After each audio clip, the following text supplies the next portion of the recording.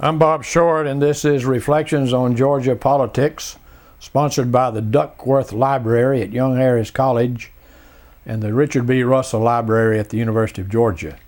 We're here in the home of our guest, State Representative and Highway Board Member Harry Dixon. Welcome, Harry, to our program. Thank you. Well, with your permission, we'd like to divide our conversation into three parts. First, your early life and growing up.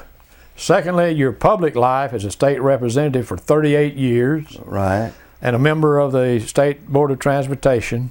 And lastly, your life after politics. So let's get started, if we can, by having you tell us a little bit about your family and your early life.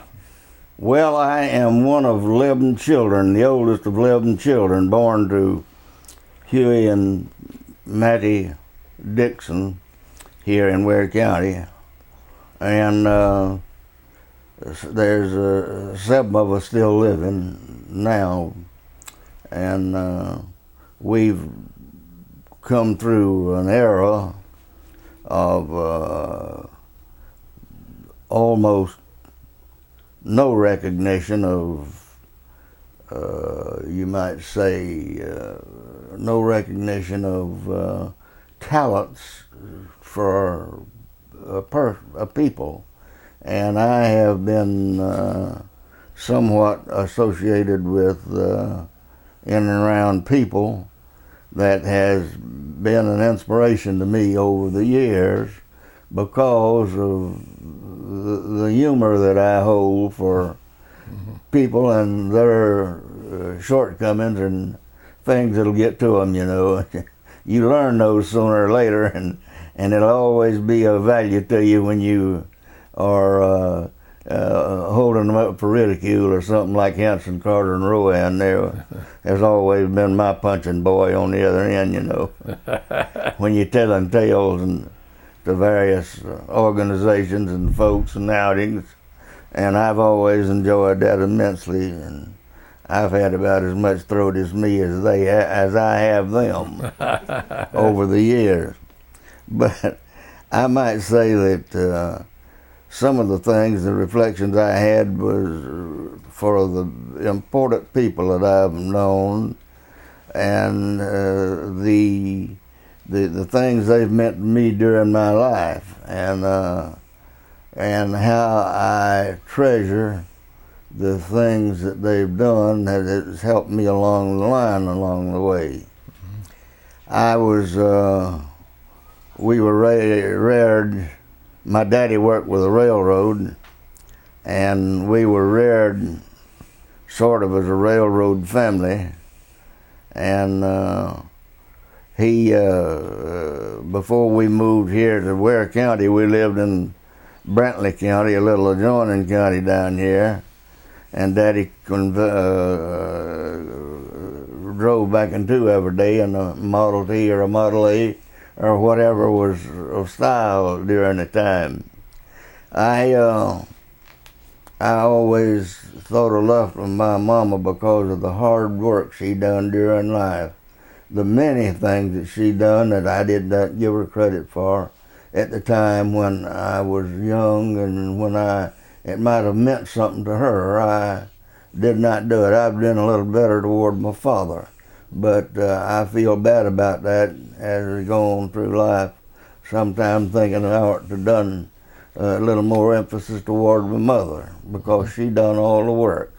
I remember when I was a kid, I was just a barefooted kid, and we lived out in Brantley County. We had a farm out there, a 5-acre farm that looked like the Pacific Ocean, you know, when it come time to hold the tenders and keep the plums cut down around things. And during that time, we learned to live with little, and we was very fortunate compared to other people. Daddy did have a job, you know, and a lot of people did not have a job, and it was during the throes of the Depression, and there's a lot of stories wrote about the various folks like myself that come along during that time that had that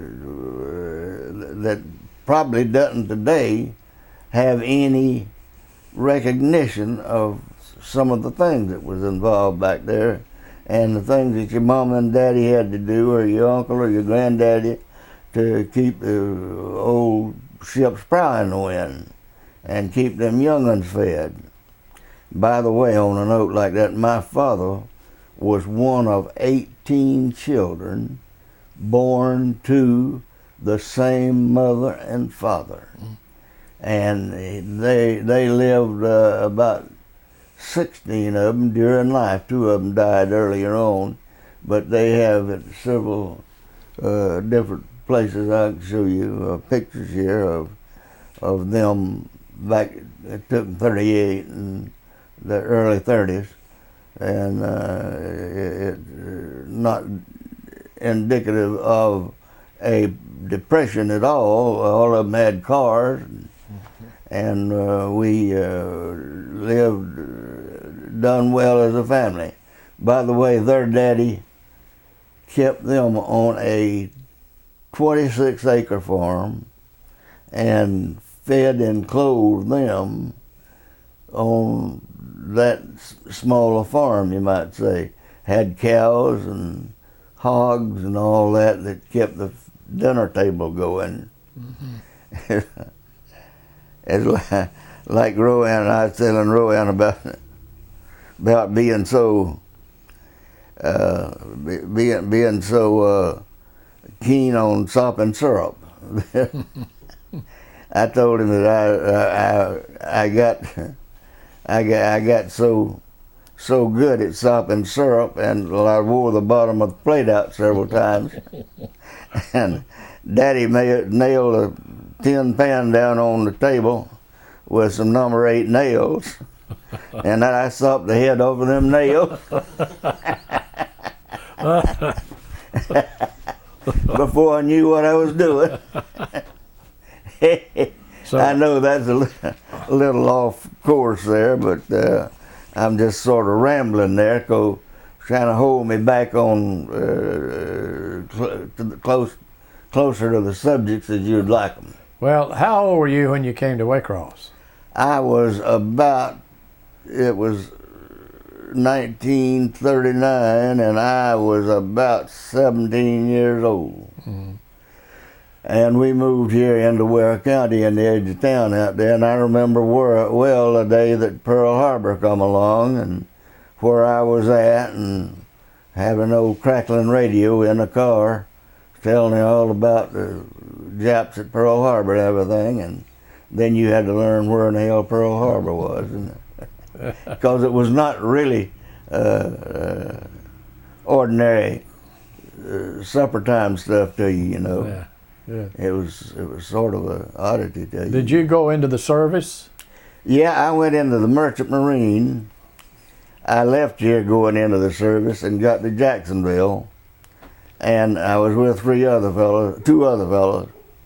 They both got guided into the service, and I went on down the street about a half a block and went into the Merchant Marine. Mm-hmm. They were hiring then, and they sent me on to St. Petersburg, Florida, and I'd done about a 4-month basic down there. They had all the facilities down there, and real keen facilities too for service work. And I got my basic education down there with them, and then when I got out through there, they had a system wherein they'd send you to the ships wherever they needed them around. And in this instance, the first place they sent me to was to Mobile, Alabama. And we took an old ship there. It was an old, rusty, steam-driven reciprocal type engine. And we took it around to first a little town right out of New Orleans, and then around Florida to New York, then to Newfoundland, and then to England. And I went to England, and I've been there several times on just such a jaunt as that. and I would go into Liverpool or into London or into Cardiff or into North Africa. On other cases, I've been in just one time. I've been to North Africa, and on that tour, we went to Oran, Algiers, and places like that was biblical. You know, had the old steps that Jesus Christ chiseled in the stone, going up to the sound there. They ran, you know, the harbor would be down low, but they'd have no railings on the walkway going all the way to the top of that mountain. And if you was coming down that thing drunk, you'd turn around before you got to where there wasn't no railings over there to hold you, and go back and drink some more or something or other before you tried that, or you got up some more steam for doing that. Well, that was quite a tour for me to go there and to see the Mediterranean and to go to the Suez. I went to the mouth of the Suez also, and then come back by a place in off of Sicily, and I could see the Italian coast and everything, but come to that place there and went on to Toulon, France, where the Germans had just turned loose, just got loose from Hitler, and they were trying to get back into the fold, but they still had very many off-limit places that you shouldn't go, you know, restricted areas. And it was still in that state when I went into Toulon, and Toulon is where the old general there scuttled the French fleet. It is in the harbor there at Toulon. Oh, you could see the ships turned upside down and bellied up at the berth and everything, where they had done the French fleet that way, trying to keep the Germans from getting them, or you haven't getting any use out of them. At any rate, I done that one to begin with, and later I've done all my trips back to England and to North Africa. I mean to France, to Normandy, and I also went to Belgium, to Antwerp and Ghent, and there's another town in Belgium I went to, and they all on canals. See, so you go in your ship up there on canals, and it'll be just like cornfield, almost growing through the porthole there from the crops coming along. And I remember well about Belgium being a very clean town. The forests were all clean and well trimmed up, and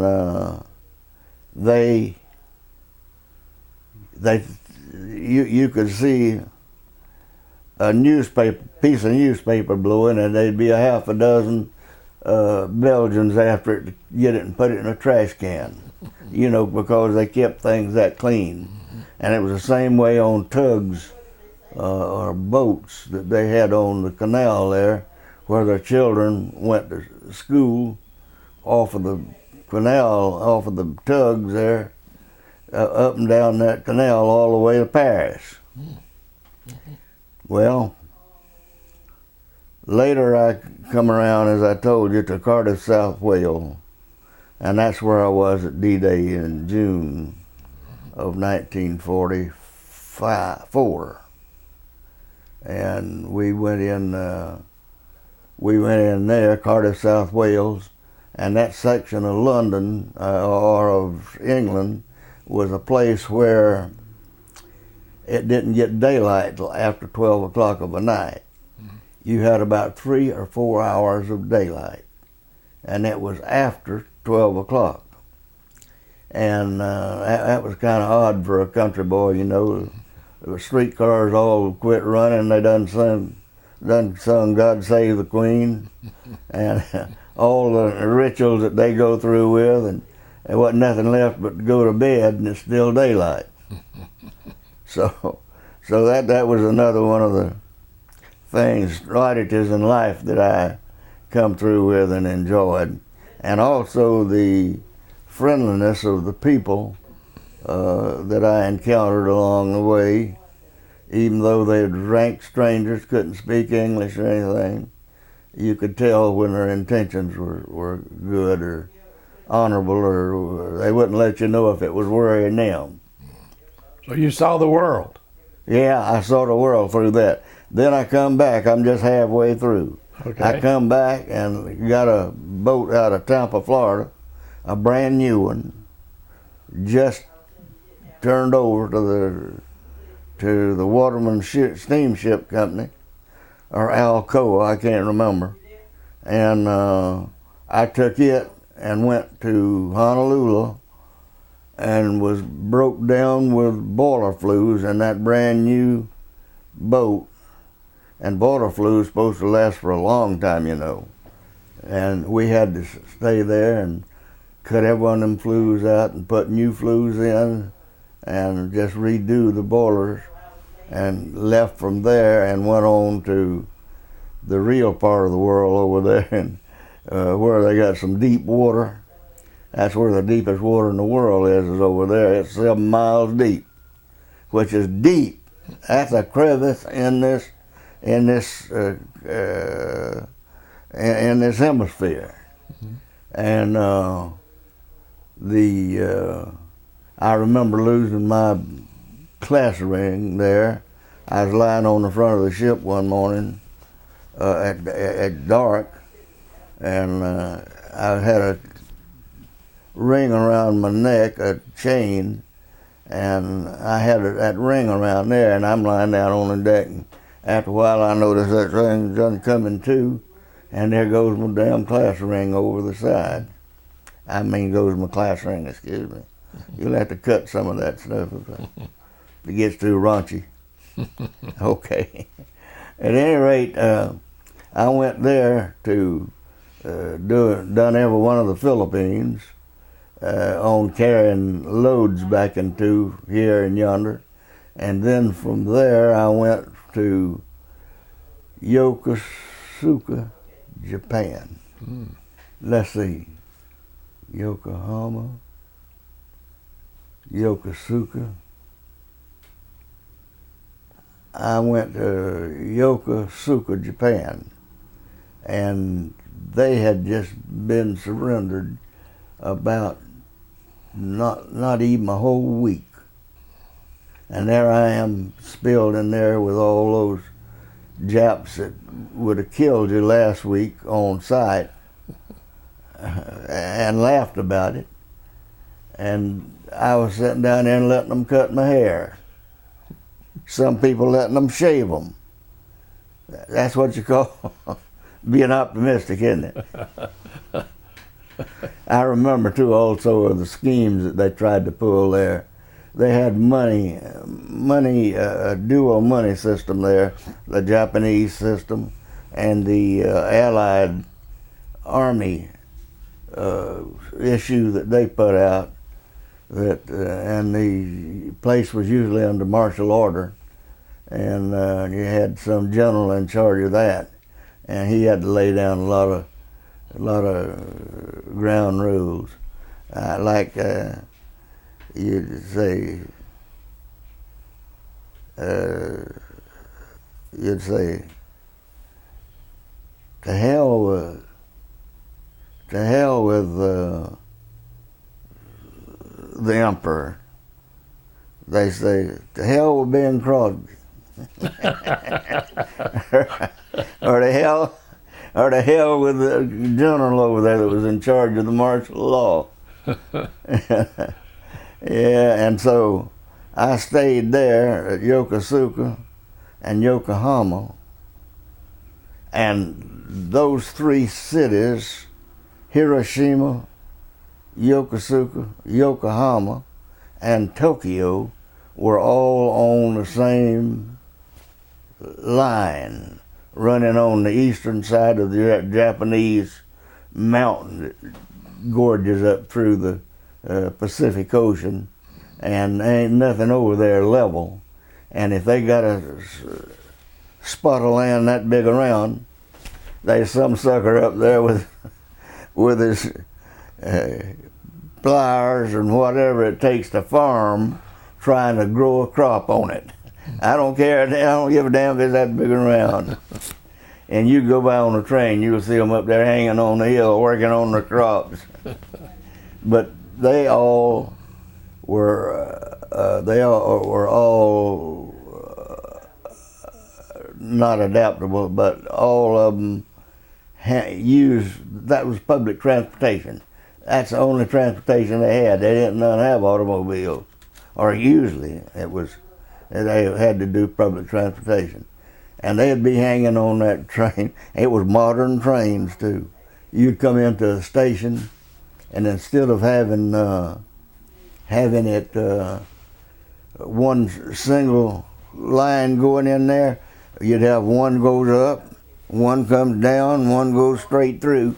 One be going this way, one that way, and they'll all be meeting there and won't be disturbing one another's business.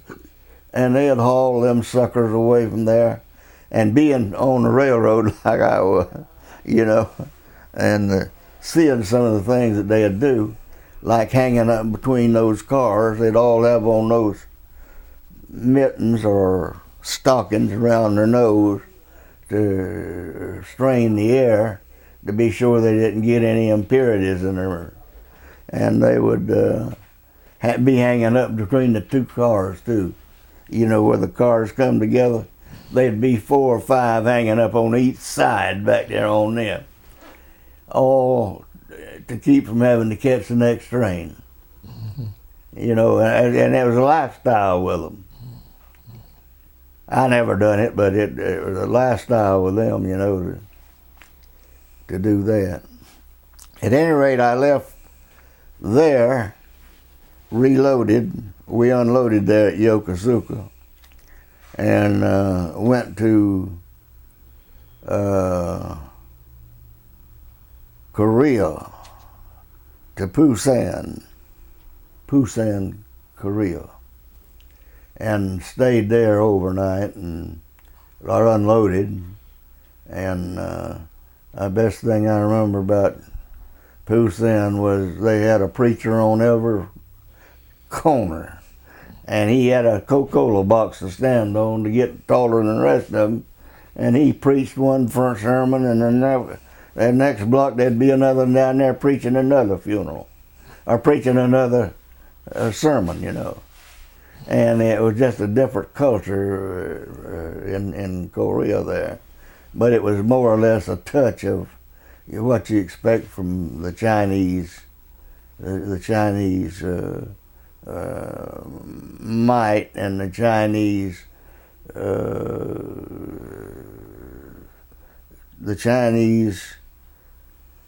largesse over what we as Americans know as they got bukus of people where we just got a handful. We do a lot with a handful. They do a bunch and more with scads of people that they can make go. Well, that pretty well takes me back to, I come back to Manila, and we left that ship at Manila, and I caught another ship and come back to Honolulu, and then left another, and then we had to stop there for a good while, and 2 weeks maybe, and I come on to the West Coast, come around by Chicago, and by train, and back to New Orleans, where I got out after the war, or the end of my spiel with them, And came back to Waycross then? Come back to Waycross then, right. Well, I had worked at the railroad in the coat shop prior to that, and when I come back, I hung around here a while, done a few things, worked at a sawmill my Daddy owned, and 2 or 3 other things, and then finally went back to the railroad, but went in the transportation department as a fireman. And I stayed in there about 4 or 5 years before I got promoted to engineer. And then I was an engineer from 1946 through when I quit I really didn't quit till 86. I quit the railroad in 86. Mm-hmm. That was the seaboard? Yeah, seaboard coastline, right. Did you travel the whole route? No, we just got a district here from here to Thomasville, and from here to High Springs, Florida, and from here to Jacksonville. I had one run that south wind that we run from Jacksonville, inter-district, on through Waycross to Thomasville before we got off. So my journey there would be deadhead from here to Jacksonville, take the train, and then come through here, going back to Thomasville, and doing the same thing over again, you know. Mm-hmm. Not the next day, but laying over in Thomasville a day. Those were the old steam trains? Yeah, mostly old trains, but they come diesels. Diesels come in pretty soon after I first started with them. And they was proud to be here too, to see. We'd wrestle with them old Alabama coal, trying to make it burn in them old steam engines, and they had several ways of making it known to you that you couldn't whip one of them with all the things that could go wrong with them. I got one thing in there that tells you about coming up to the water tank at Valdosta there, that a fellow told me about all the things that you had to do as a fireman. And he went through all that and what all he'd done and everything. And he come back up there and sat down and just beat till hell wouldn't have it. The engineer hadn't moved out of his seat over there. And the engineer took out a plug of old chewing gum and threw him a plug of juicy fruit over there. And he took it and unwound it and put it in his mouth, and he was so hot that the juicy fruit melted to sugar water, run between his bottom teeth and down his overall bit. That's what you call a fella hot, wasn't it? Well, Harry, tell us when you first got interested in politics. Well, I first got interested in politics pretty soon after that, 46. That was in 1962 that I first went up there. And they had a vacancy here, and my neighbor here talked me into running, and I won, and it was during reapportionment time, and I had to run about 3 times before I ever got to take a seat, you know, on account of them changing it, the reapportionment, and declaring you had to have another election. Well, I done that about 3 times before I really got to take a seat. I beat 2 fellows one time, and another one of them fellows another time. All 3 times I had opposition by the same 3. But then later, as I went on through life, I was there 38 years continuously, and I had opposition about half that time. They had come up for re-election every 2 years in the House, and of course they did the Senate also. Mm-hmm. And I always had opposition, and I was always lucky enough to survive through all those years. And I learned as I went along a lot of things. I met a lot of people. You know, after reapportionment, you had to get yourself stretched out. I had to leave here and go from here all the way to St. Mary and back up to, well, really St. Mary's and Kingsland. And all during that time, I had Charlton County also, which is Folkestone, see. Mm-hmm. And I enjoyed being in and with the people all that time that I had to do business with and that I knew. and I made many a friend along the route, and I cherish that today. Well, back then, running for public office was hard. Yeah, it was. You're darn right it was hard. Old style politicking, knocking on doors. That's right. No mass communications like you got today. That's right. Not at all. I remember one time I was politicking over there in Homerville. I'd just gone over there, and there's a bunch of fellows around a table, a little restaurant there, you know, where the town hall folks gather to drink coffee and everything. And there's one fellow there that I couldn't, you know, you can't tell. They were all picking at him a little bit, and I didn't notice that. And he went to leave, and I hadn't worked him yet, and I run over there, called him at the cash register, and told him who I was and wanted to. Well, that damn gang over there just got to laughing like the devil. I didn't know it was the town's idiot. And they was all laughing at me about that, see. Let's see, he had something wrote up here on his,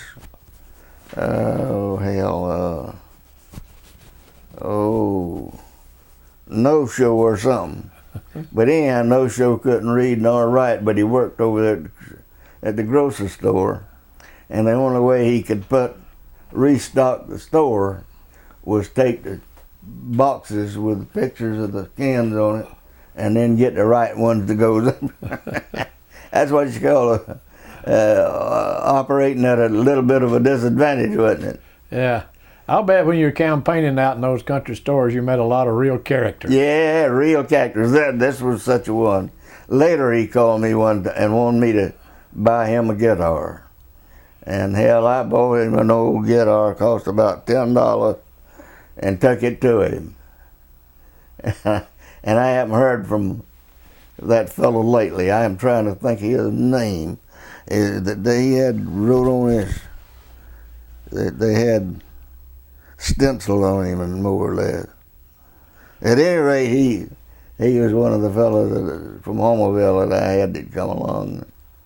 Then another time I run over a boy on the railroad over there and killed him. He was on a bicycle, and I hit him one day in the daytime, going west, and it run over him. God, that bicycle that squished it up looked like no more than a storage battery or a automobile battery. That bicycle did, and knocked him off to the ditch there going through town. And I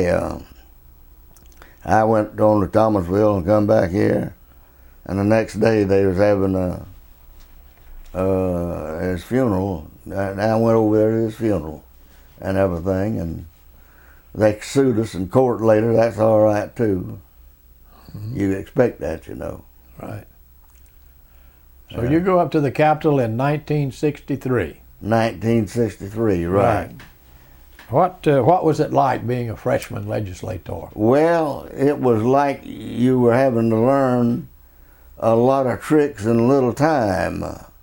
I know that down from this area we had several people like Hope Wilson that lived in the Hunter down there, was down there, and so one time Hope wanted me to help him get a Ford automobile. Well, there's an old boy from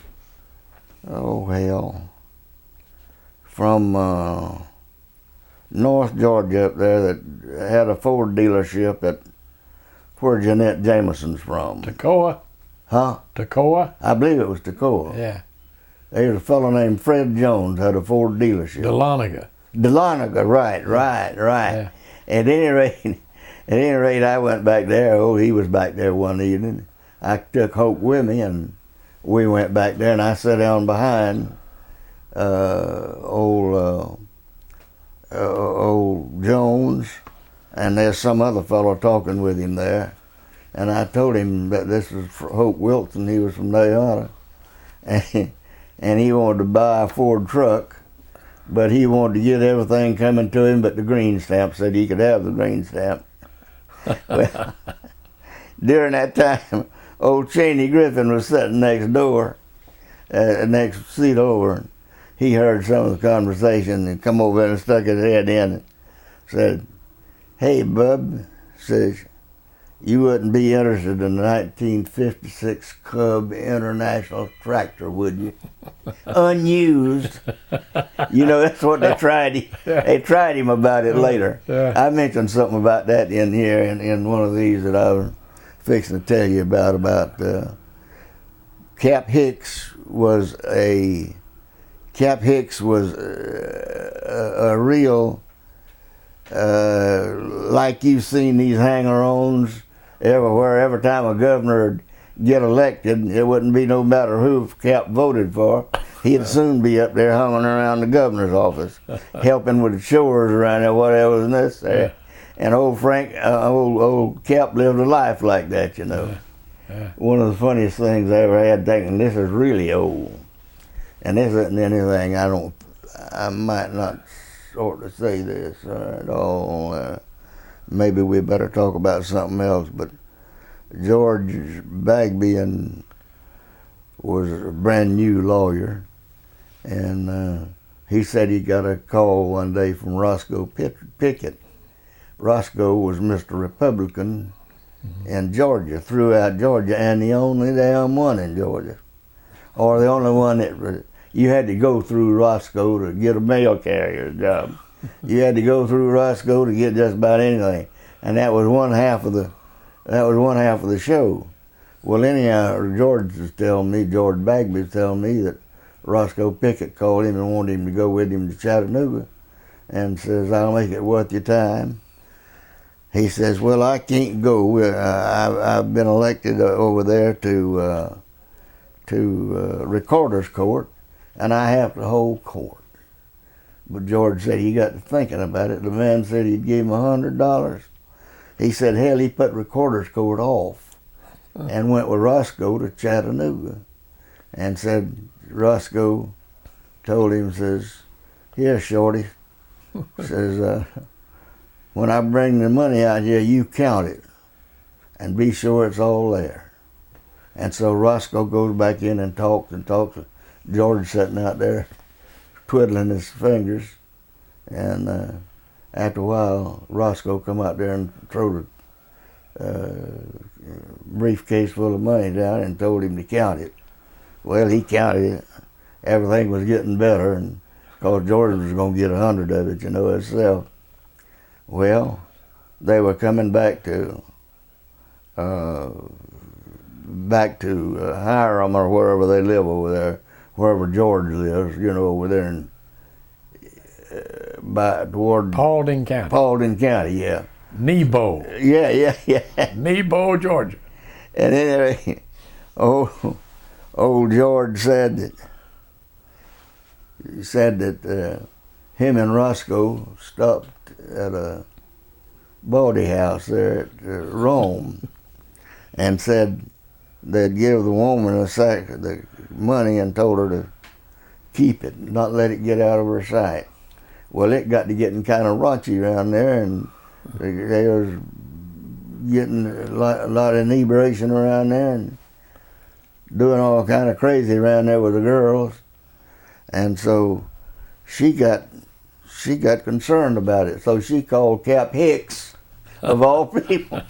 Cap was a radio man there, and he was a recorder's court judge there in Rome. And he went down there that Sunday evening. It was on Sunday evening. Said he went down there and found Roscoe and George Bagby both well drunk, and had to get them, drill them out of that mess. Now, a lot of people that wouldn't mean nothing to, but Roscoe used to be the Republican Party of Georgia, and you remember that, don't you? Yeah, I remember Roscoe very well. Yeah, he's from the mountains up there. Yeah, Pickens County. Harry, who were your best friends in your first years in the legislature? Well, my first years in the legislature, I reckon the best friend that I had was Hanson Carter. Hanson, and of course Rowan was over in the Senate, and I'd come back in too every weekend with Frank, and Frank usually flew back into after about the first 4 or 5 years up there. And I enjoyed that immensely during life, and Frank's gone now. But I'll say this about that, he has always been the best person to me that I think I've ever known, and he lived right here next door to me. And then I had Rowan, and you'll just pick up various ones along the way that has impressed you one way or the other about it. And I have thought about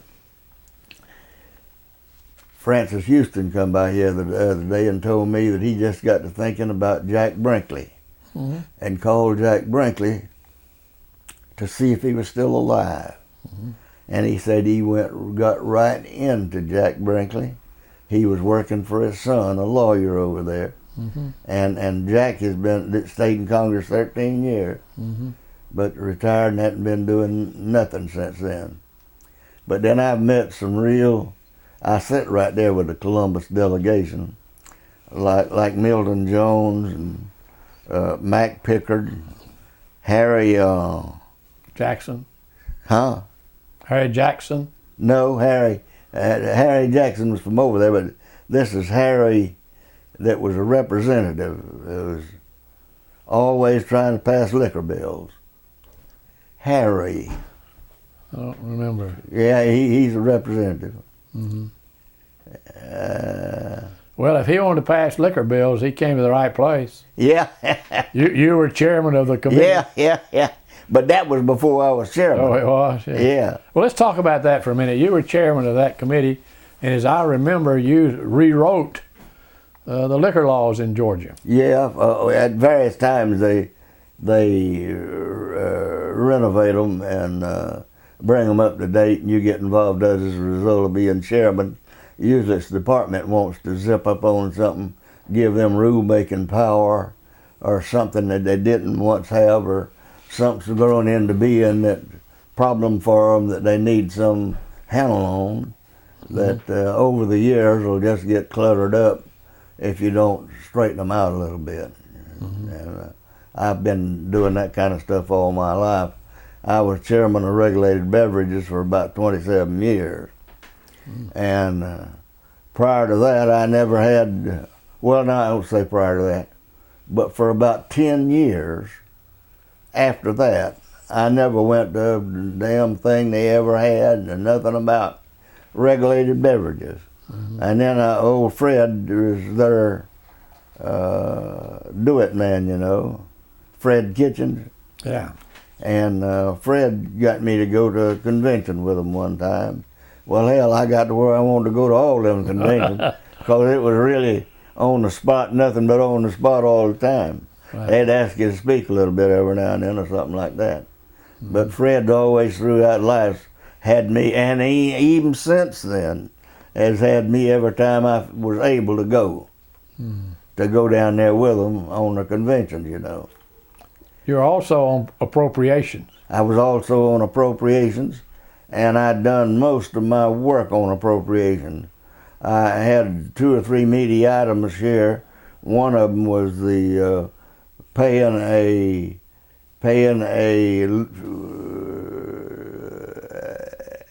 grant in lieu of taxes for some acreage that is in Ware County, Georgia, that the owner gave to the U.S. Department of Agriculture. The U.S. Department of Agriculture turned around and gave those properties to the Forestry Commission as long as they use it for things appropriate to the progress of the development of turpentine and other things to do with forestry. And so I've had to sort of say grace over that a long time. I got, as a result of passing a constitutional amendment, I got it to where the county could get a grant in lieu of taxes from the state as a result of that acreage here, which is over 29,000 acres. And I got that done when I first went up there. And I have done several things that made me be real appreciative of being on the Appropriations Committee, where you could do it the shorthand way and things like that, and wouldn't have to go the whole route, you know. Or have the chairman help you, you know, and things like that. Like I'm talking about just then, about that grant in lieu of taxes. So the county's been getting that for, God knows, ever since 1963. And they've been getting those monies from the state. I call them the various things that I had done, and I've enumerated them there in that leaflet that you've got there. One of the things that was more, I'll say, the hardest thing I ever done was a fellow here, a policeman, got blinded in service by a fellow that was mentally deranged, and he killed, no he didn't, he blinded the policeman with both eyes, in both eyes. And the only thing, he worked for the city, the only thing he do, they didn't have no pension system. And he had no way of getting a dime, and him blind. Well, they let him have the stand down at the courthouse for selling cokes and things like that down there, and he got to where he could run that very well. But when I come along, I got to thinking that maybe I'd be able to get him a pension out of the Peace Officers Benefit and Annuity Fund. But I found out one thing. The fund was born 10 years after the policeman was blinded. Well, that was going to really have to do some fancy dancing to get out around that, because that's a clear violation of the Constitution, is to do anything ahead of time like that, and particularly before it's in operation. Well, I went to the Peace Officers Peace Officers Convention and got a resolution from them that they wouldn't scrap me for anything I could do that might help the policemen. Well, I got that, and that was really curious. Well, Carl Sanders come in. I went to Carl Sanders and told him what my plans were. And I told him, I says, you know it's constitutional. You know it's unconstitutional. He said, yes, I do. And I says, but you just promised me that you will not veto the bill. So he didn't. Old Henry Neal was his yard dog, you know, and Henry called me, well, boy, we're gonna have to veto that bill about that policeman down there. I says, well, did you ask the governor about it? No, I haven't asked the governor, but he usually gives me that kind of, well, the governor told him no, he had made a commitment to me. And that's the case there where Carl Sanders didn't have to do it, but he kept his word to me. And I feel quite kind toward him all through the years as a result of that. Well, in going through the steps to try to make that walk, I had to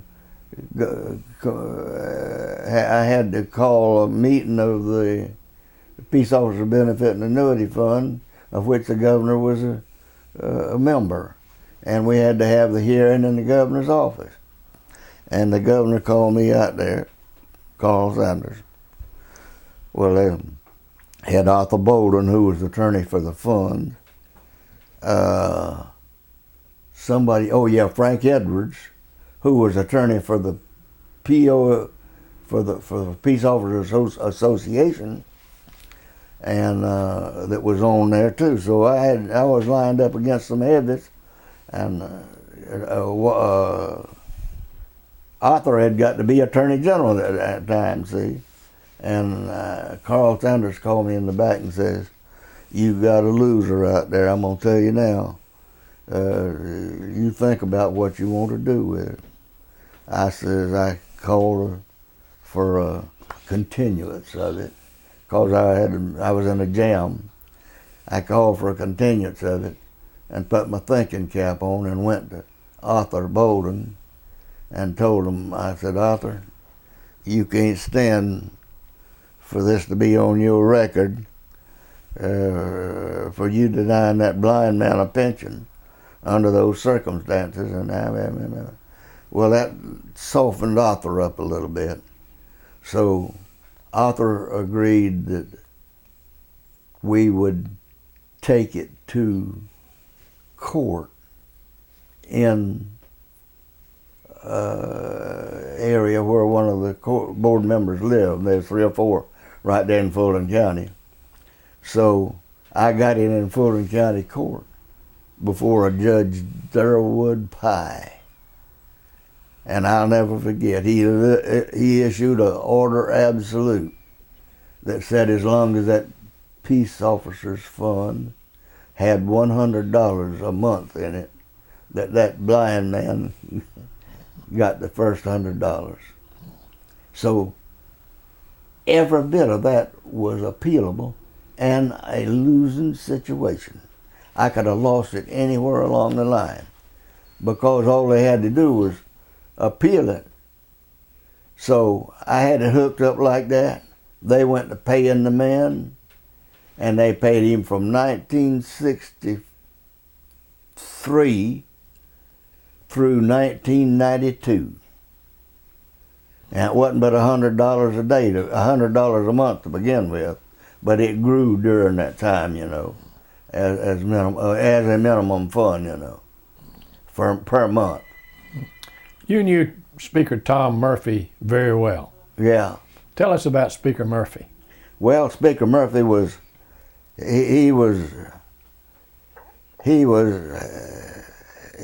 hell if he didn't like you. But if he liked you, he could let up on it a little bit. And I was kind of in that category, that he'd let up on it a little bit. and I always was worried about something, you know, and it involved getting Tom involved in it in one way or another. And he used to laugh about all that to being done. And one thing I would like to call to your attention, Tom Murphy, one time,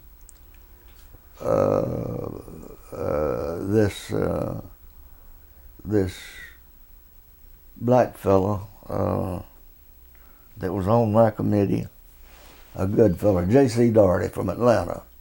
J.C. Daugherty was a lawyer, and he was not an ordinary person. He was always trying to do something up and above the cause to help promote blacks here, there, and there. So he got me one day to come to go with him to Tom Murphy about getting Murphy off of Hosea Williams. And so they had done that. Right after that, Hosea had gone with Reagan or somebody over yonder to Tokyo, and he let off a spiel that wouldn't wait, anti-Tom. And I just... And so Tom Murphy called me back in there with J.C. And he told J.C., he says, "J.C., I tried to help the fellow." And he goes over yonder, and Tom would give an article there in the paper where he'd give him hell. Says, "As far as I'm concerned, he ain't nothing but another." And says, "And you can go tell him that I told you so, and anything I promised him is gone with the wind. In other words, you had your chance and you blew it. And so but Murphy called me in there for a witness, see, because he had me in there when I had gone in there with JC to try to get him to lighten up on Hosea. Hosea's hard to help. He was a beautiful character. Hosea Williams was a beautiful character, and he I like to hear him tell them old tales about when he was farming on Marvin Griffin Farm, and they whipped him with a full flat cow whip. Well, crap that didn't happen, you know. Made a good story, huh? Made a good story, yeah. Along that line, talking about Marvin, one time Cap Hicks was working with Marvin, and Marvin asked him, says, Cap, is there any way you can get us over to the Fulton County Courthouse? Says, Cheney's on trial over there today. I want to go over there and see what it sounds like if I can slip in there. And so Cap Hicks took him through the sheriff's office and up through an anteroom and up through so-and-so. Finally come up to the balcony of the courtroom. And they was back there, the only two back there in the balcony of the courtroom looking over. And they were right down below them there. And said the routine went kind of like this. If you remember, what they had him up about was some folks from down here around Moultrie went up there, a delegation, and give Marvin Griffin a sack with $15,000 in it.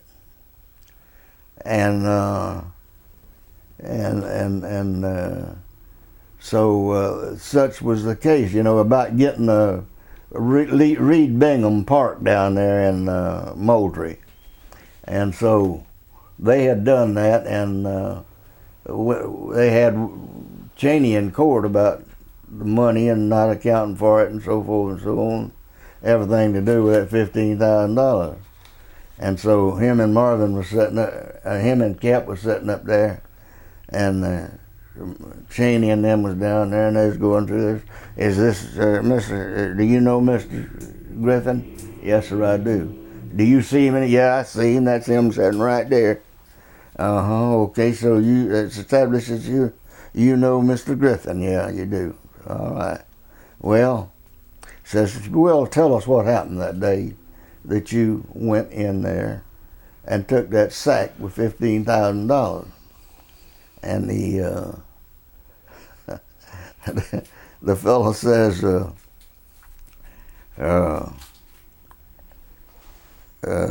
well, says, I went in there and said he was talking on the phone, and said I was standing there holding the sack, and he talked on the phone a while, and Marvin told Cap, says, come on, Cap, let's go. Says, that ain't a credible witness. Says, he's lying already. Says, Marvin would have took that, says, Cheney would have took that sack first if that'd have been Ma on the phone. Well, you know something, Harry? Back in those days, you didn't have to report money contributions. No, that's right. That's right, too. So it wasn't illegal. It wasn't illegal at all, Yeah. no. Yeah. But they wanted always, the press and everybody wanted to make it sound like it was funds from Jesus Christ. Yeah, they were after Marvin. Yeah, even though it'd be sloshed way on out there on the edge. I love to tell those tales because they are so true. Let me see. Well, you knew Marvin well. Here's one of the better ones about Marvin. He said that he always felt when he got his nose red with bourbon, that he said he got the feeling where he was as wise as a tree plumb full of owls. That's pretty good. That's a great one. It's a damn tree plumb full of owls. And here's another thing he got caught with. He had this tale he'd tell about.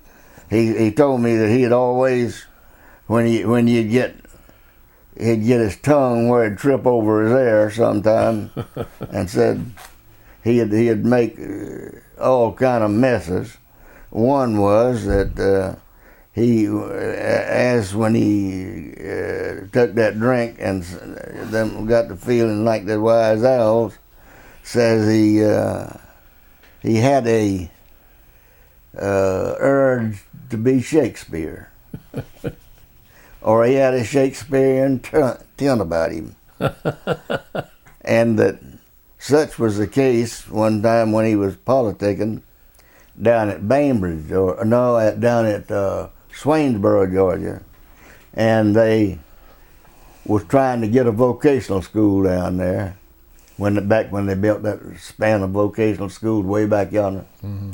And so they had been slow at getting one because the locals had to get up about $1 million to slap life into it to get it to going. But at any rate, old Marvin was fixing to leave an outing he was at down there at Swainsboro, a fish fry, and he got there early of the evening, and they had plenty of cornballs and bourbon liquor, but the fellow skinning the fish wasn't doing too well, so his schedule got to pushing him. He had to get off and go on somewhere else, and had started to leave, and somebody called him back and said, "Marvin, tell these folks back here in Swainsboro about the vocational school." And Marvin says, he jumped up there impromptu back in the back of the pickup truck and said, "I just want you all to know down here, if you elect me your governor, I will see that you get the vocational school." And he says, I've always said,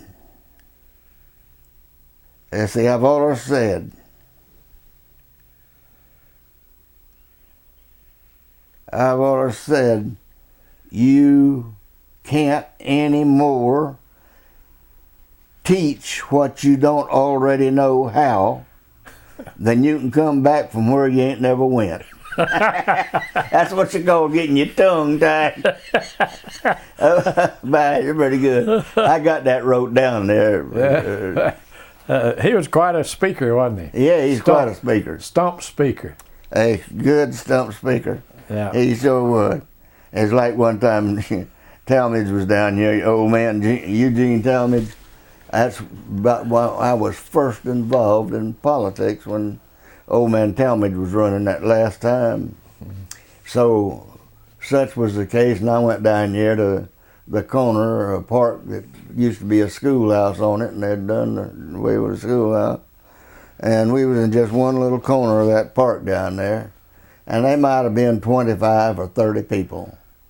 And the old man Talmadge got up and says, "I always want y'all to know that I ain't what you think I am, that I'm an ordinary person like anybody else." Says,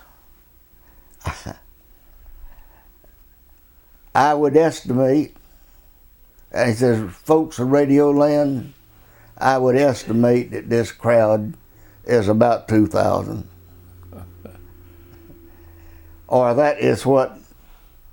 That's about what the night cop at Odom, Georgia would estimate it to be. The night cop at Odom, Georgia ain't got but one damn police if it's got anything. The night cop at Odom, Georgia would hold it down to be. Yeah. I bet you got 1,000 stories about members of the legislature. Yes, sir, I have. Well, tell us a few.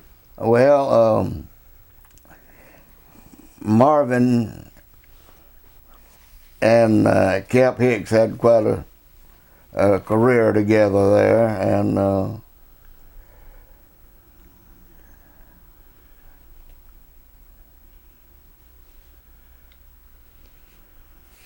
Let me see, Bob. I wrote some things here about Marvin. At any rate, back to Eugene Talmadge, right during that time that he made that statement about that, he says, and they say I'm mean toward blacks, and I want you to know it's a lie. Says, I've got one with me here tonight. Stand up, Hawk. Big old fella stood up back there. Hawk, you live on my farm? Yes. Says, ain't I good to you? Old Hawk says, got okra long as a cow horn. That's what you call really sizing it up, ain't it? Got okra long as a cow horn.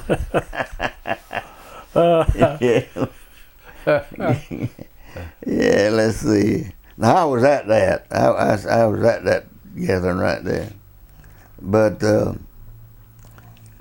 along come modern politicking like Carl Sanders, and I was on Carl's side. Of course, I got scarred up a little bit, but not a lot. But I have got scarred up on others that I made the wrong call on it. You served with 7 governors, right? Right. Let's talk about them for just a minute. The first one was Carl Sanders. Right. What do you remember about Carl? Well, I'd done a little stint under Ernest Vandiver, too. Did you? An extra session. And then Carl come in in 1963, January 1, or January whatever. Right. And he got elected as the first governor after the demise of the county unit system. That's right. The demise of the county unit system, right. And Marvin was sort of a county unit politician. That's right. Do you think that under the county unit system that Marvin might have beat him? Yeah, he would have beat him under the county unit thing. Mm-hmm. He would have certainly beat him. Because Marvin was riding on a pretty heavy thing there with his rural roads thing, you know. Mm-hmm. That got Georgia out of the mud, really. He could really raise some sand about it. Mm-hmm. But in so doing, in getting the initial bond issue, he got him and Groover and everybody else got beat. Mm-hmm. Groover was his floor leader, see. Right. What do you remember about Groover? I remember all about him. He's one of the brightest scholars I have ever known during my lifetime. Mm. One of the brightest, the most able person I've ever known during my lifetime. I'll have to say, you've got other folks that are skilled lawyers or this, that, and the other, but Groover absolutely was unselfish as hell toward governors he served under. He'd get up at 6 o'clock in the morning, go over there and meet with the governor before anybody else ever got up, you know. Mm-hmm. And more or less plot out the day's activities. Mm-hmm. And they leaned on him like that. Some of them wouldn't do it for the first month or two, but they got to where they would. Mm-hmm. I mean, without him barging in on them, you know. Mm-hmm. Well, he invented a new verb, grooverized. Yeah. Did you ever have a bill grooverized? Yeah. Well, I don't know of having one grooverized. He's helped me on several occasions on things I'd get involved in that I was over my head in. And somebody would be putting me out pretty heavy. And people like Elliot Vittis or Groover would come to your rescue, you know. You know, Harry, a lot of people don't know this, but he was a member of that Pappy Boyington Marine group during World War II. Right.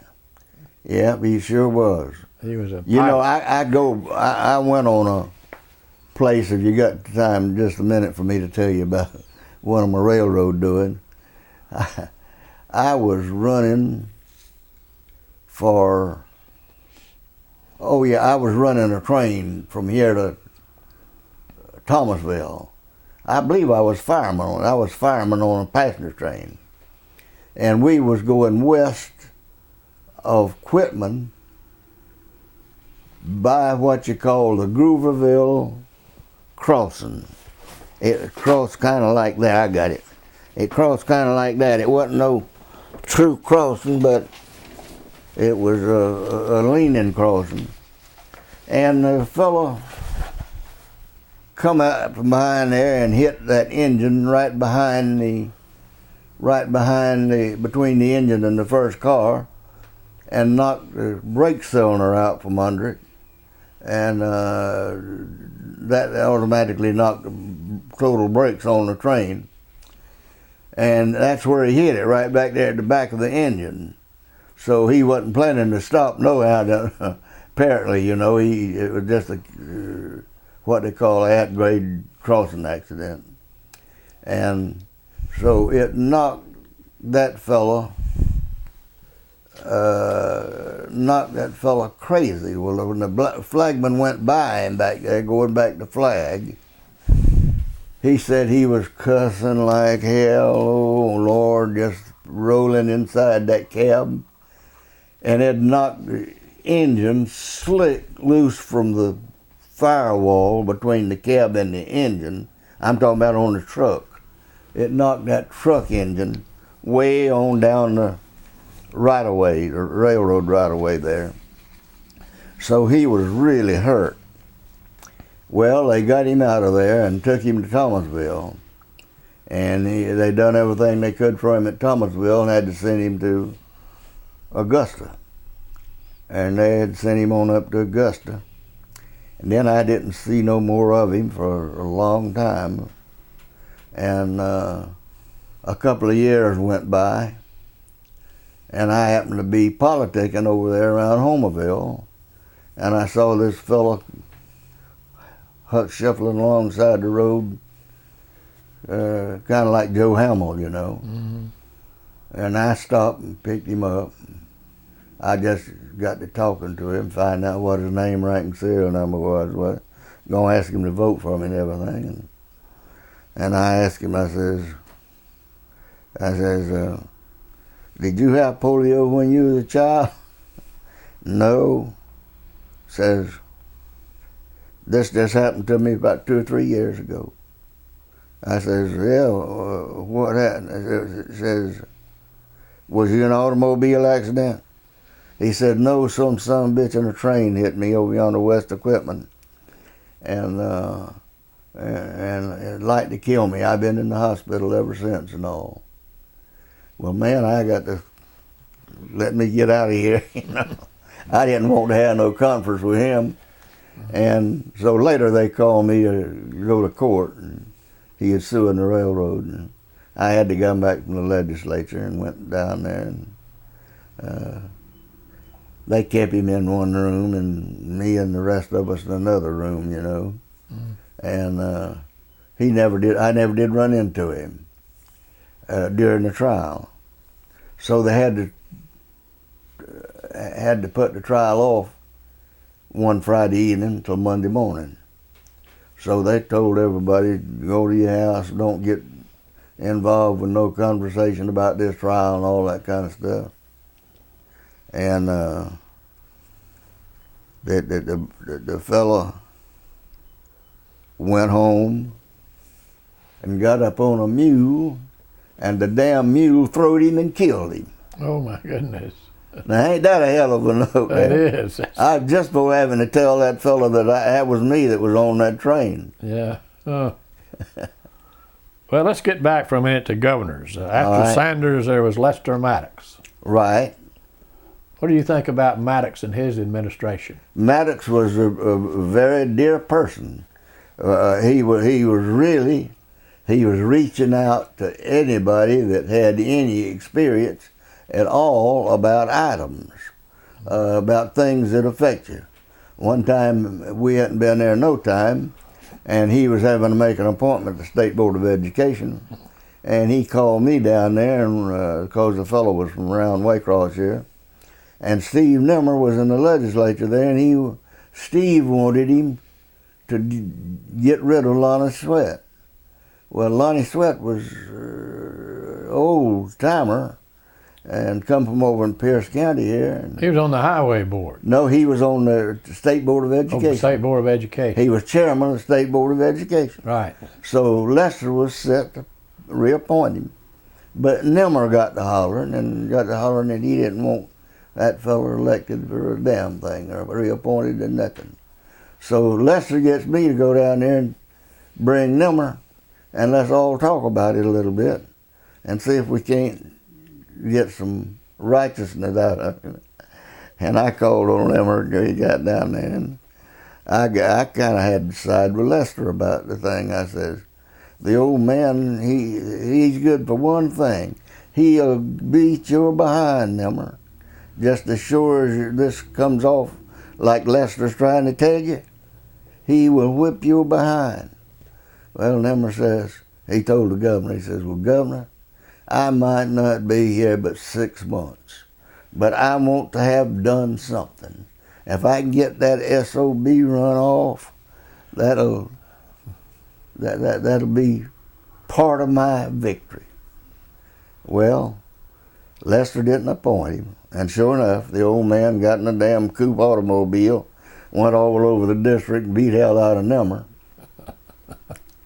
Now I happened to help Nimmer along. I got him a job with 3M as a sort of a spokesman during the session, and he was already helping the Georgia Automobile Dealers Association and others. And let's see, Georgia Automobile Dealers Association and his own outfit. He was a Chevrolet dealer. They had all kind of crap going on charter-wise. At any rate, Nimmer's eyes, he was there with Lester, and his eyes punched out, looked like a road map of China. It's when he said, Governor, if I ain't here but 6 months, I want to have done something. And so Lester went ahead and run Lonnie off, and that was what developed after that. But Nimmer was one of those people that was jolly in defeat, though, and particularly since he got them 2 little old skinflint jobs that he could forge all kind of expense accounts on, you know, and make it roll smoothly, and one hand wouldn't know what the other hand was doing. And we used to set him afire a little bit. Nimmer, he was on the motor vehicle committee, and Ben Jessup was the chairman for many years, and Douglas Dean was vice chairman. So things was going real hip. Every year when you have reorganization, or every 2 years, you have to lay out the lines of what the committee can do. It takes 10 to be a quorum, and it takes, we have 20 members, it takes 10 to be a quorum. It takes 5 to report a bill out of a subcommittee, and yeah. And Ben Jessup went through all that crap, and he come out the other end, and he says, and Nimmer, you don't get to vote unless it's a tie. That's after Nimmer done been gone 2 years. Nimmer, you can't vote unless it's a tie. One of the funnier moments, you know. Yeah. And we got to telling Douglas Dean that every year they gave Ben Jessup, the Ford people, the Automobile Dealers Association, give Ben Jessup a brand new Ford. And you just leave it there, see old Douglas Dean, he's vice chairman. But you don't say nothing about that, just let him come. Say, look here, I'm vice chairman. Says, can't y'all do something to help me a little bit? I said, well, I'm not the one that calls all the shots, but about anything like that. But I says, you'll have to talk to some of the rest of the boys about it. Old Douglas would go around talking first one and then the other about getting him a damn automobile like they're giving Ben. And all the time, there ain't no automobile involved at all. 1970, Jimmy Carter beat Carl Sanders and ran on the platform of reorganizing the state government. Right. Quite a battle. Well, I went through that. That's probably my first reorganization, although there had been tenths of it along. That was an awful undertaking to say you're going to do that throughout state government, because you can mention one thing. If you just said Department of Human Resources, that would be a masterful load right there. But when you say you're going to do that throughout state government, you just almost saying things you can't live up to. But you can go through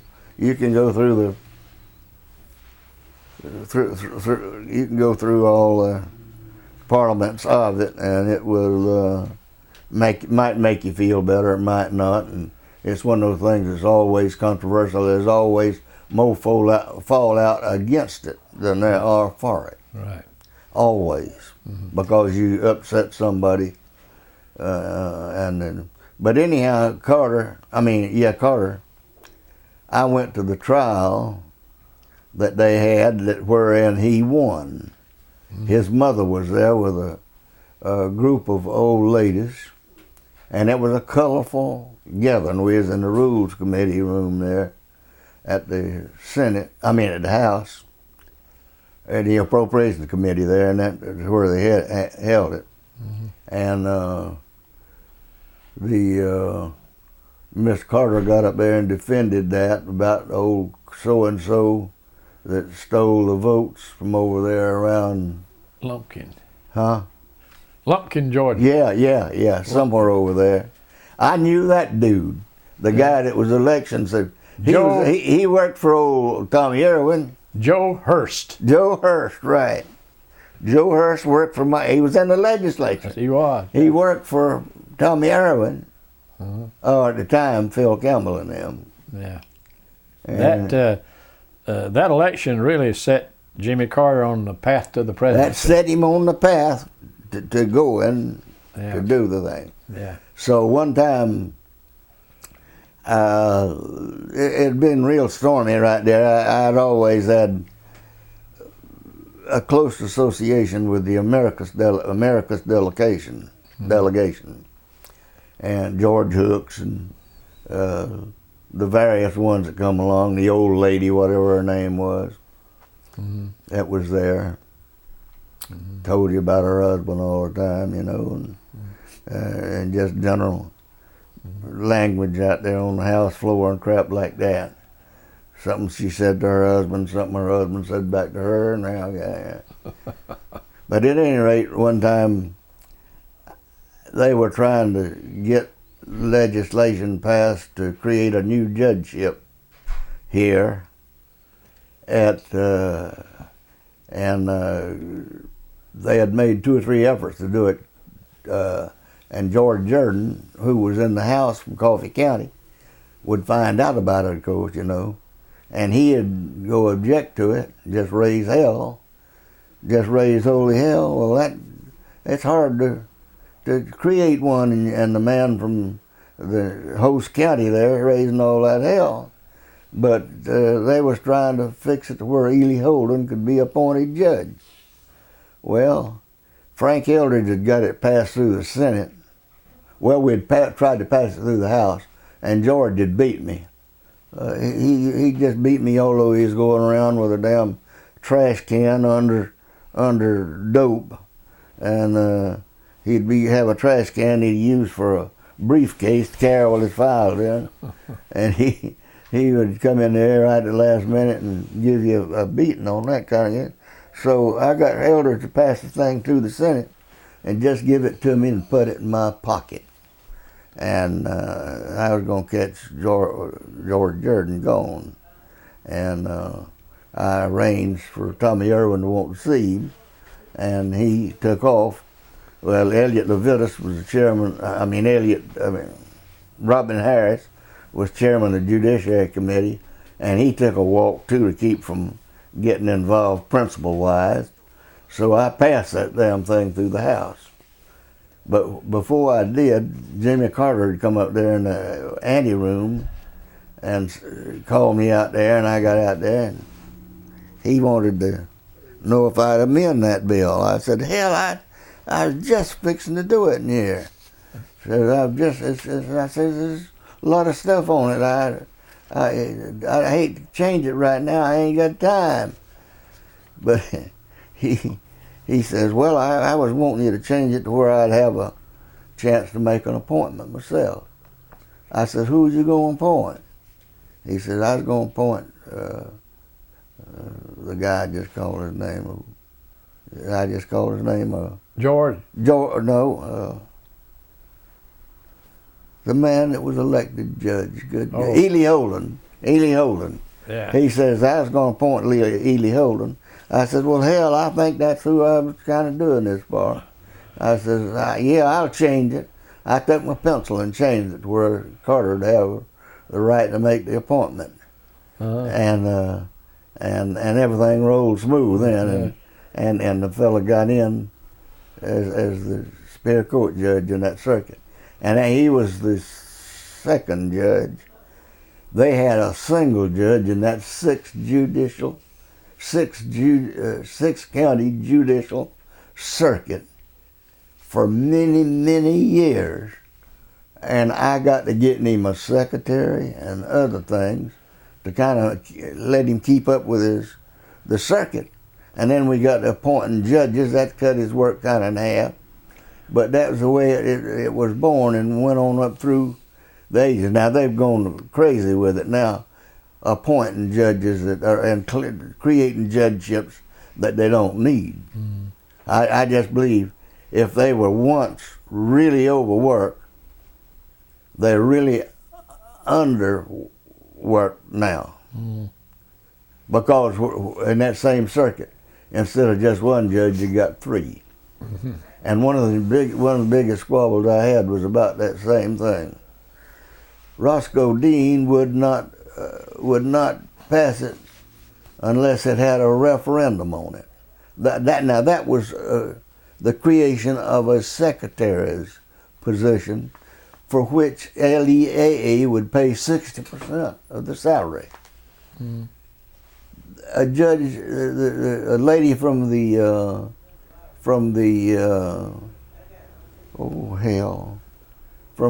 probation office was the judge's Superior Court judge's secretary also. I mean, but she was just doing it for them, for him. Got no pay for that. She was getting paid from the other bunch. Didn't have to do it. But that's how it was. But anyhow, I went in there one time about that secretary thing to the Superior Court judge, and Roscoe Dean was holding it up in the Senate. I went in there to talk to him because it was late, hours getting late and everything. And I told him, I said, Roscoe, I squatted down by him in there. I've come down here to see you about that bill you're holding up there for the secretary for the Superior Court judge in Waycross Judicial Circuit. Roscoe jumped up like a crazy man and went to hollering, he's gonna hit me, he's gonna hit me. You know, like a damn crazy. It made me feel about that damn little. I got up and eased my ass on out of there. But it made me, Roscoe pulled a damn deal like that. I got Eldridge and them to get him to do it, but I threatened to beat his ass out in the hall right there. Old Dean. Yeah. And I mean, I'd have got used up, but I'd have damn sure been on him like tar.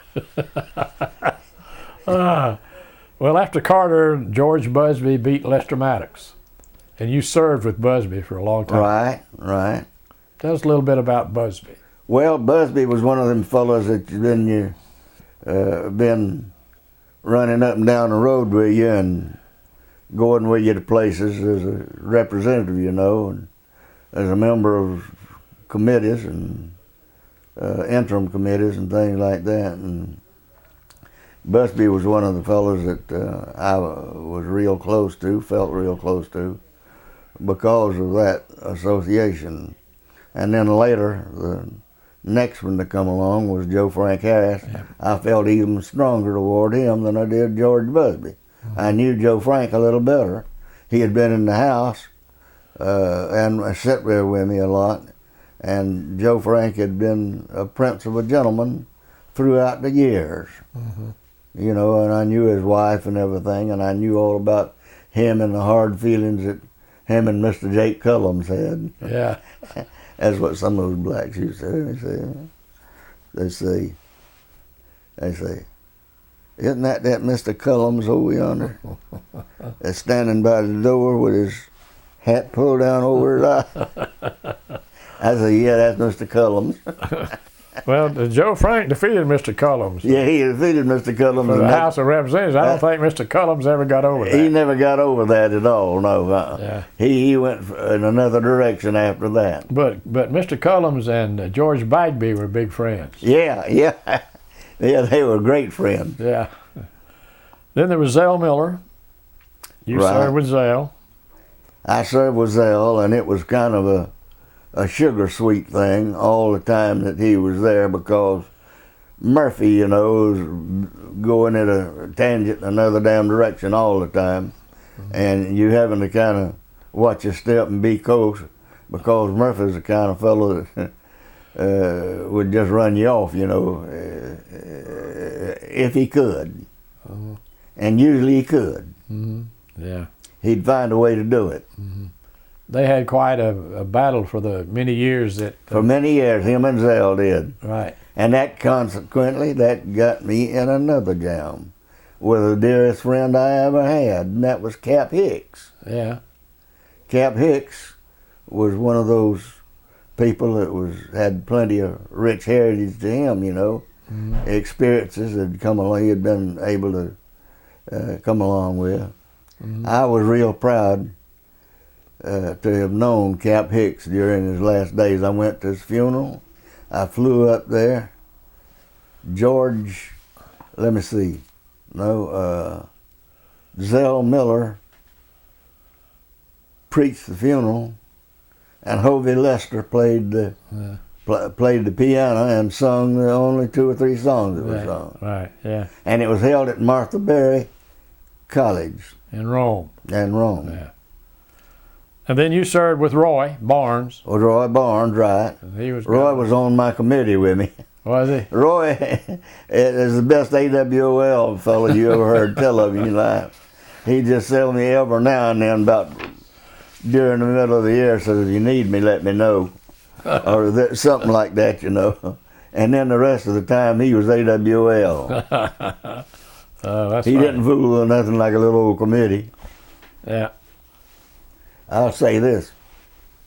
He certainly was a breath of fresh air, Roy was. Mm-hmm. Roy is a knowledgeable person, and I'm sorry that he got on he didn't deserve what he got at the time he lost that election. Right. He didn't deserve it from the school teachers nor nobody. But the school teachers just went out on a tangent. Mm-hmm. And they made a case out of it. Mm-hmm. Well, is there anything special, Harry, you want to talk about before we wind it up? Well, I'm proud to have been in your company and meet the friends you brought around, and I am proud that I'm doing very, very well health-wise, but I reckon 2009's been the worst year I've ever had. I have really been sick. I was in a coma for 10 days, and that'll take a lot out of you. Of course, that meant I had to go back through Baptist Village and learn how to walk again and things like that. So I've just been back home about 3 or 4 months, you know, with this stuff I got now. 2 ladies that stays with me. But I still enjoy television and current events and current news. I enjoy, that is my pastime. And I am proud to still hold enough of my faculties that I can see and that I can hear and do the things that keep you abreast of living in a modern world. Kick a football? Yeah. Stayed up last night till I got punchy. Watching that perennial. Yeah.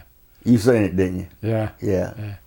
Well, you've certainly been a great public servant, and you've done a lot for Georgia. And I want to thank you for Young Harris College and the University of Georgia for being our guest. Well, thank you so much. I am proud to have been a part of the overall operation. I've done several things, if you'll notice when you go through that there, that's self-explanatory, you might say. And if I got these things wrote down here, if you need verification of it, I'll get Robbie Rivers to put something together that will show the short title. Something. You know, we didn't talk about that. You talk about now about the no-fault insurance. Yeah, about the no-fault insurance. That's one of them. Yeah, we hadn't talked about the no-fault insurance, right. Well, you were the status of no-fault insurance was, I was vice chairman of the insurance committee.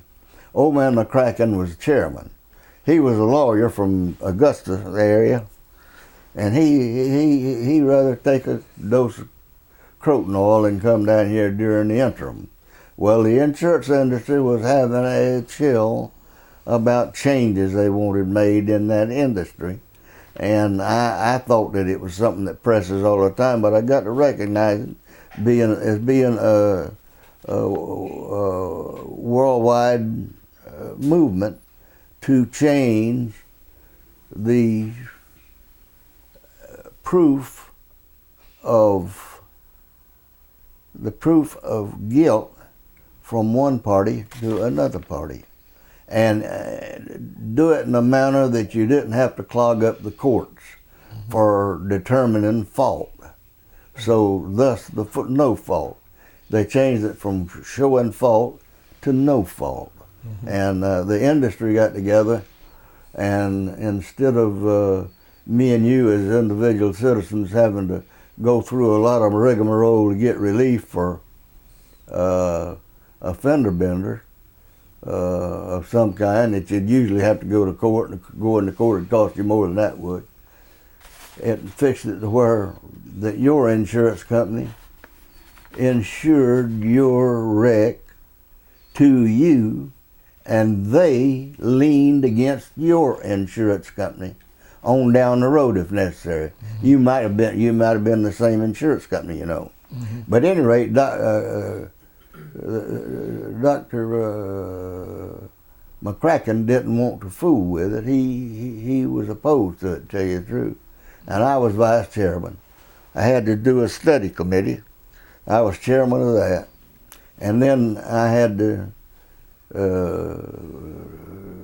draw up the legislation, but I had plenty of help with that. Draw up the legislation, and I passed it through the House against Tom Murphy railing against me. That was before his time as Speaker, you know. And so I passed that almost single-handedly, although they had several names on there. Somebody's got to do the work, you know. That's the name of that game there. There might be 4 or 5 names up there, but that fella's got his name on there first. He's the one that they always look to answer all the questions. Right. The others just to be pretty about something, or prove something later on, you know, that they done this, that, or the other. Right. Any other bills you're proud of? Any what? Any other legislative matters that you passed that you're proud of? Yeah, let me see. No phone sheriff.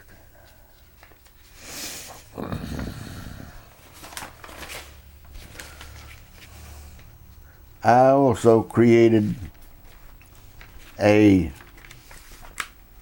fund in the agricultural department that would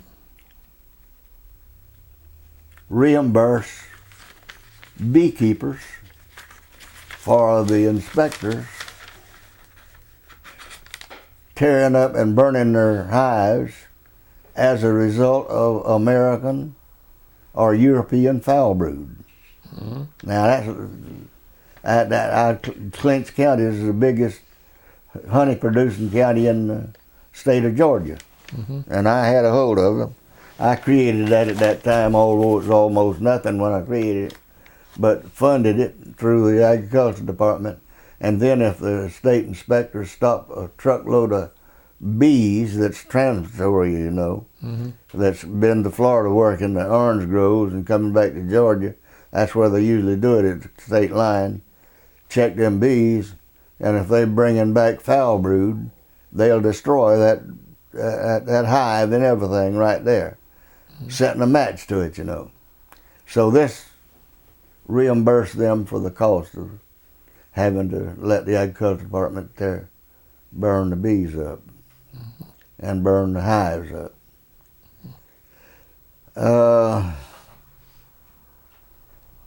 Bob, when you get down to it, when you get to looking through it and going back and trying to remember stuff and forgetting stuff, I've really forgot about as much as I can remember.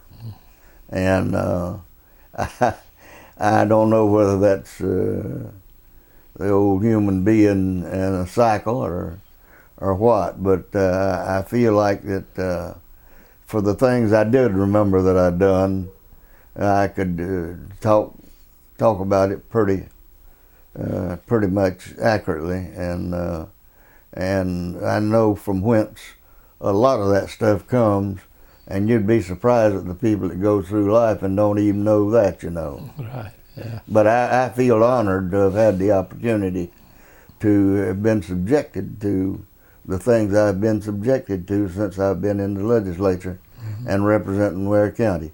You see there where down here one time we had the chairman of the county commission and a fellow that he had working for him stole timber from the county.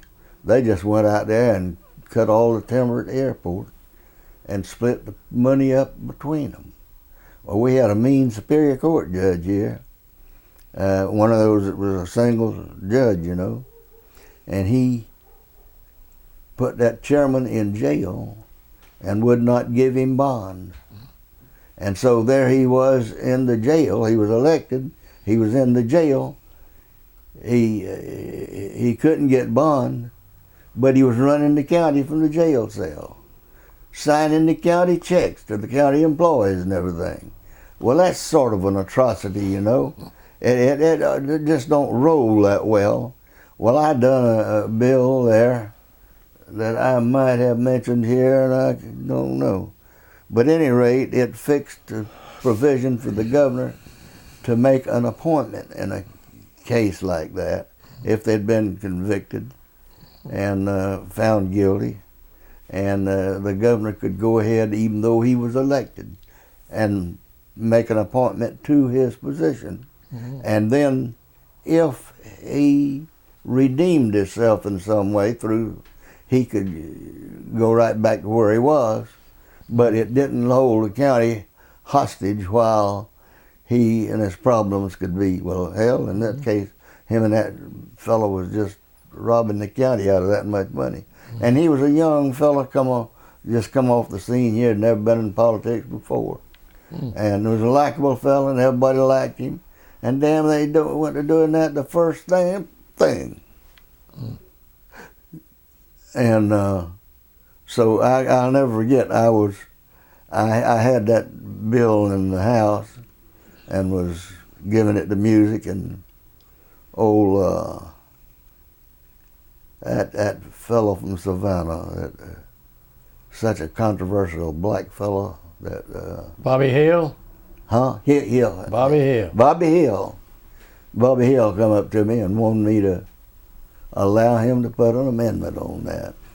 And it was because he was attorney for the group down around Warrington that the county commissioners had stole a bunch of money and so forth and so on.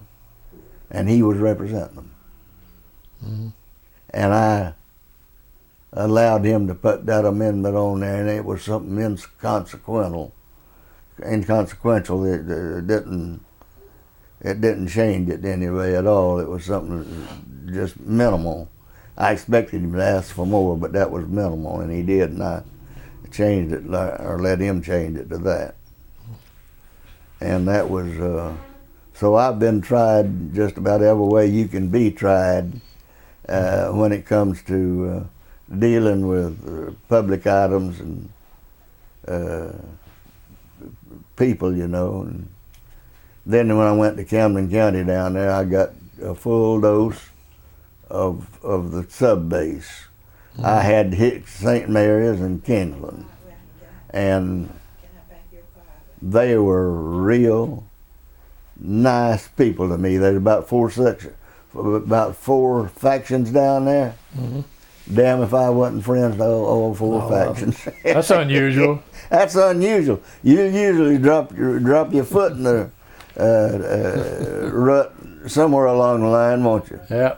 Well, Bob, I know it'd be hard for you the way that I've been inconsistent with things here and carried on here with no more of a format that we had going. And I just hope that that you can pick it clean. It's been great. That you can pick it clean, and I won't have. It's been great. I wouldn't change. Won't have cussed anybody. Listen, it's been great. I wouldn't have changed a thing.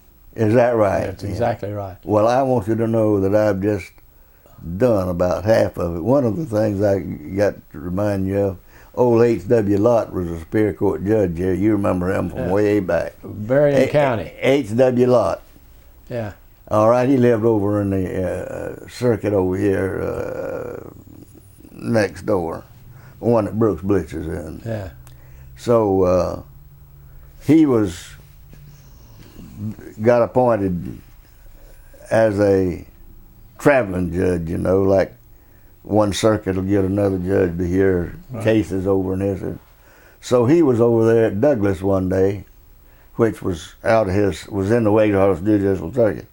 But Judge Lott was over there looking down the jury list one morning, and George Jordan and another fellow was there trying a case. And the judge was looking at his book, and the jury was sitting over there, and George and the fellow got in a squabble, and George hit him right in the nose, and it went to blowing blood everywhere, and he went to his knees, and the fellow got up and got to hollering, snorting blood, and said, "You seen him, Judge? You seen him, didn't you?" Old H.W. had been looking at the jury list. He looked back out there at him and says, "Look here, y'all cut that out." That's what you call a hell of a comeback. That's what you call order in the court, wasn't it? Yeah, that's great. Look here, y'all cut that out. Yeah, he just knew that George was going to get him in trouble out there. Yeah. Sure. And old George was my friend. He was a good friend, although he was really out of it in the latter years. Mm-hmm. He was out of it. One time I went by up there at Douglas, and they had a undertaker's thing out there on the courthouse lawn, and had 3 or 4 people out there around it and everything. And I looked over there, and it was George Jordan, and he was holding a big service for burying miscellaneous. He had cut it to where the county could not operate with that kind of fund, miscellaneous fund, and it was burying it on the courthouse lawn. That's pretty funny. That's pretty funny. Yeah. And that, you know what, I've enjoyed that kind of stuff. Yeah. Being involved in it and knowing something about it. Yeah. Knowing something about the source spot. And by the way, before Groover died, I was on the highway board. I got that highway between Macon and Gray named after Groover. It's a 4-lane highway. Uh-huh. And me and Langdale was up there here a while back and come down that highway. And we got about halfway down it, and old Langdale says, I don't see none of Groover's sign.